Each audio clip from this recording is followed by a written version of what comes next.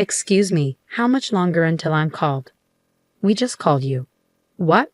I replied, startled by the receptionist's words.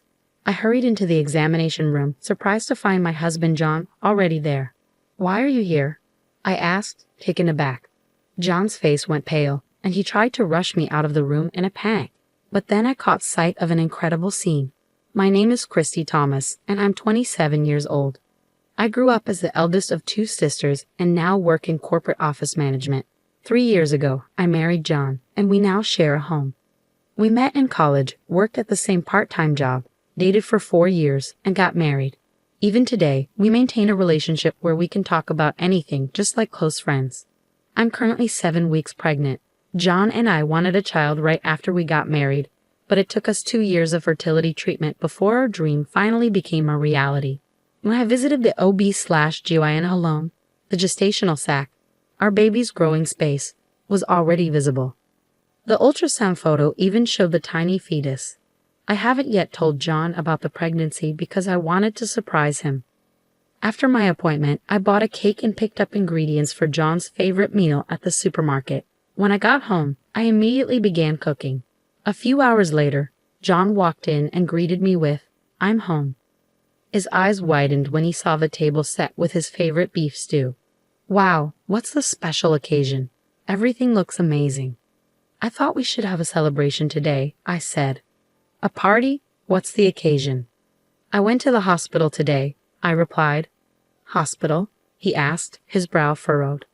I handed him the ultrasound photo, and as he looked at it, his anxious expression transformed into one of astonishment. Christy, is this real? Yes, John, I said, beaming. We're going to be parents. John's face lit up with joy.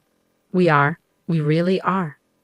Yes, our baby is finally on the way, I confirmed, tears of happiness welling up in my eyes. Everything looks great, and our baby is growing steadily. John embraced me, his own eyes filled with tears. Thank you, he said over and over, a grateful smile on his face. Since that day, John has taken on more household chores to help me out. We used to share the work, but now he handles tasks like cleaning the bathroom because he doesn't want me exposed to potential hazards. He's also been managing the heavier grocery shopping, picking up large bags of rice and water. But that's not all. He's been making my prenatal appointments for me, keeping track of my schedule and setting them up online since I'm not as comfortable with internet scheduling. I've been dealing with mild morning sickness, but it hasn't been severe enough to keep me from working. I still come home and prepare dinner as I wait for John's return. Lately, he's been working overtime frequently, usually not coming home until after 9 p.m. Tonight, though, he didn't arrive even after 10 p.m. Normally, he calls if he's going to be late, but this evening, there was no word from him. I tried calling him, but there was no response. I waited anxiously. Finally, just past 11 p.m., I heard the front door open. I rushed to greet him. John, welcome home. I was worried because you didn't contact me. Ah, sorry, something unexpected came up, he said. But you weren't supposed to have overtime tonight. Did something happen? I asked. No, just some unplanned work, he replied, avoiding my gaze. His evasiveness unsettled me, so I pressed further. John, are you hiding something? What? No, I'm not hiding anything. Then why won't you look me in the eye? If there's nothing to hide, you should be able to tell me where you were and what you were doing, right? I told you, I got caught up with some unexpected work, he said, sounding defensive. A junior made a mistake, and I had to step in and handle it. Even so, couldn't you have sent me a message like you usually do? I texted you several times and even called. John, normally so composed, raised his voice at me, his expression one of frustration. This was the first time I'd seen him like this, and it startled me. He continued, his breathing heavy. After working late and then coming home to be doubted. What nerve? Is it entertaining for you to make a fool out of me? John, what are you talking about? I'm not making a fool out of you. I'm just asking why you were late. I told you it was because of overtime. What more do you want? John snapped. It's not about what I want or don't want. You didn't let me know you were going to be late, as you usually do. It felt strange. Enough. You're being so stubborn. Is it because of your pregnancy that you're imagining things? He shot back. What? I replied, shocked by his accusation. Listen, Christy, when you give birth, you won't be able to work. So who do you think will support us? Me, right? John continued, his tone dismissive. If you want me to provide for us, stop interfering with my work. He left abruptly, tossing his suit jacket aside and heading straight for the bathroom. After his bath, he shut himself in our bedroom. I stared at the untouched dinner I had prepared, an overwhelming mix of emotions washing over me. Why would he say such hurtful things? All I did was express concern that something felt off, yet he called it delusional. From that day on, John treated me coldly. It became a regular occurrence for him to come home in the early hours of the morning, while his usual 9 p.m. arrivals grew rare. Amid all this uncertainty, my pregnancy progressed. John, who had once been a helpful and supportive partner, now did no household chores, leaving everything to me. The burden of managing the house while trying not to strain my body began to take its toll on me. Eventually, the pressure of handling everything alone became too much to bear. I called my younger sister Karen. Hey, Karen. Hey, sis. It's been a while. What's going on? I had a bit of a disagreement with John. Really? You two are just like the saying, the more you argue, the better you get along, aren't you? My sister Karen is 3 years younger than me and works in the fashion industry. We've always been incredibly close and have been described as two peas in a pod.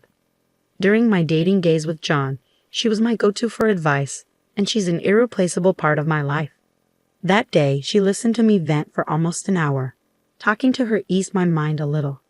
I was in the 17th week of my pregnancy, and my belly was starting to show.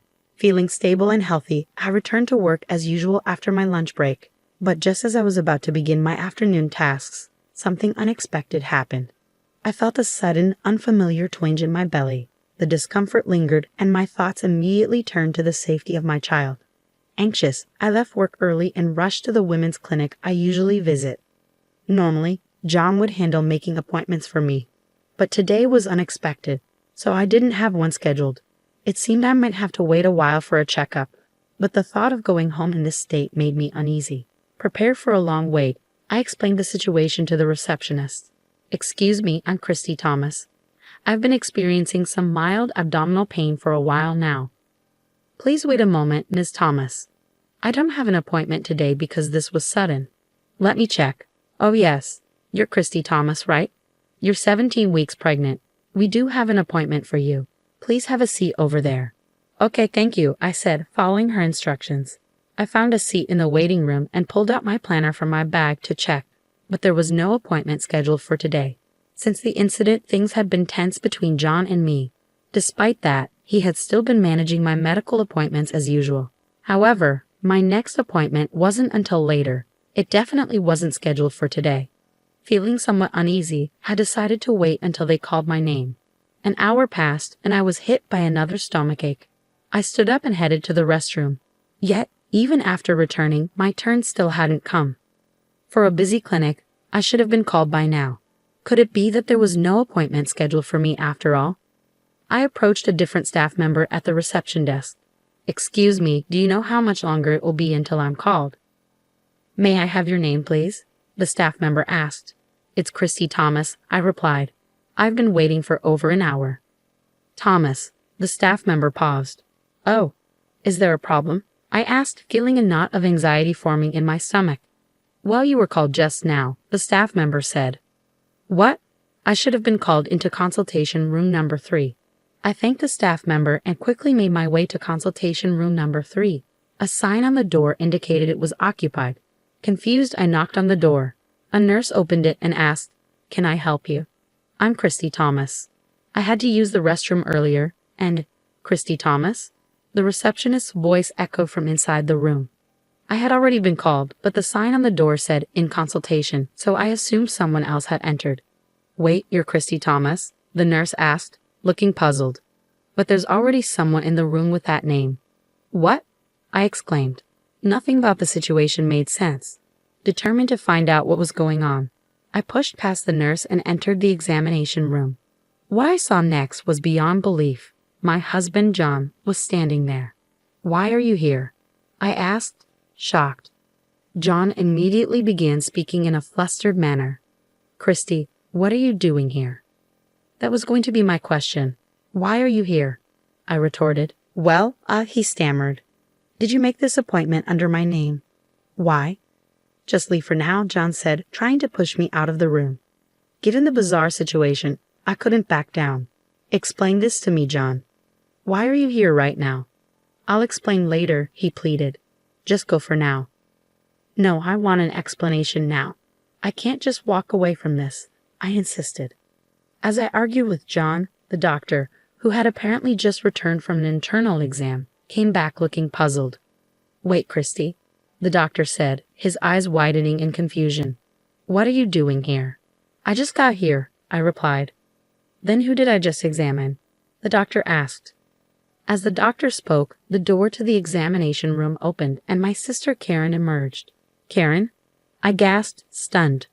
I was utterly bewildered by what was happening. Why was Karen here? Oh well, Karen stammered. Her hesitation only fueled my growing frustration. Why is the appointment under my name, and why did you just leave the examination room? The doctor, who had been observing the scene, stepped in. Mrs. Thomas, I apologize for the mix-up. She was wearing a mask, so I couldn't tell, but I thought it was strange when the baby seemed too small for 17 weeks of pregnancy. It was no wonder the doctor had mistaken Karen for me. We looked so much alike, and the mask made it even harder to tell us apart. Doctor, the woman you just examined is my sister, and the man over there is my husband, I explained. What? So you mean the father of the baby I just examined is? The doctor's sharp gaze shifted to John, whose face had gone pale. In that moment, I finally pieced everything together. John, Karen, I need an explanation from the beginning.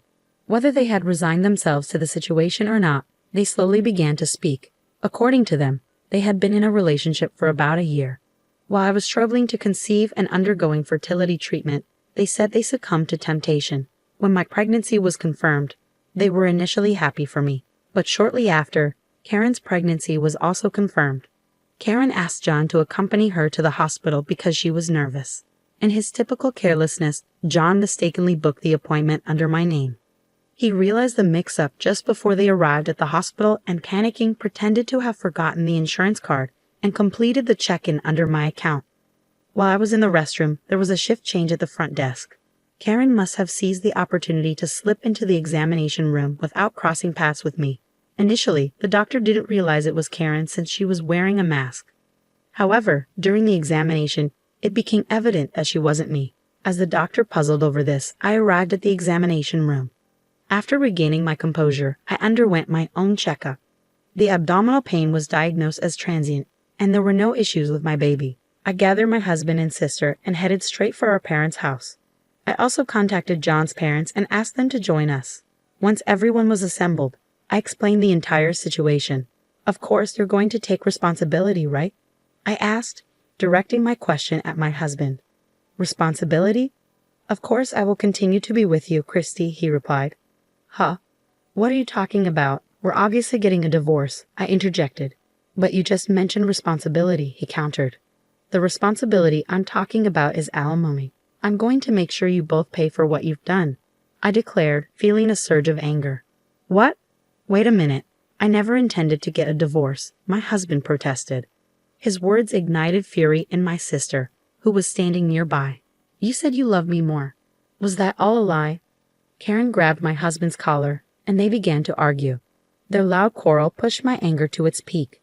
I splashed the tea from the table onto both of them, raising my voice to get their attention. Enough is enough. I'm divorcing John and cutting ties with Karen. You two just need to pay the alimony without argument. Wait, Christy, I love you. John tried to intervene.